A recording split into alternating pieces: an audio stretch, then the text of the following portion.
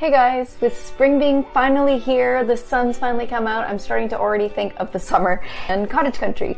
And cottage country has been in the news in Canada quite a bit lately. There are Canadian news reports coming out that people are starting to leave cottage country, and we are seeing and may start to see prices dropping in that area.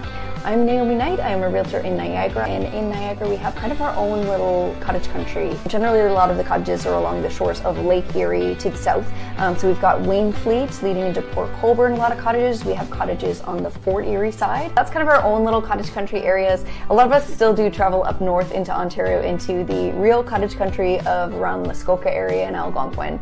We know that in COVID and during the pandemic, especially during lockdowns, people started to buy up cottage properties in a big way, because people were actually able to start to move out there full-time. They'd winterize these properties and make them their full-time, all-season living so that they could be there and work from home in these beautiful environments. But that is all starting to change for a number of reasons. Let's dig into why. In the Financial Post article, Phil Soper talks about recreational properties and how they've been affected, whereas we saw the housing market go through kind of a downturn over the past year, and in some markets, prices are already starting to come back up. In the recreational housing market, because people look for these kinds of properties more around springtime, we're now seeing those prices start to get affected.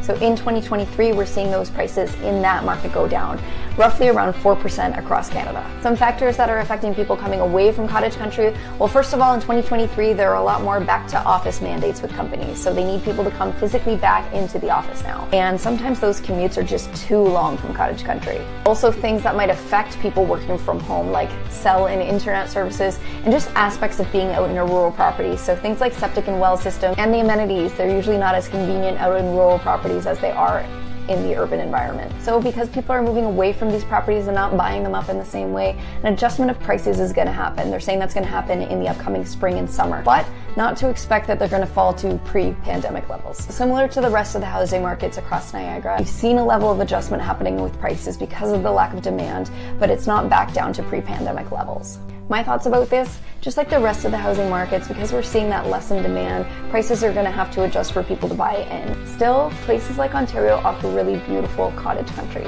People are still going to want to go out to cottages to a certain degree. Also, travel is back, so it's going to take away from people going to cottages, but it's not perfect. It's not without its problems, and travel isn't as easy as it was before. So there still will be people interested in just going up to the cottage rather than travel away for the summer.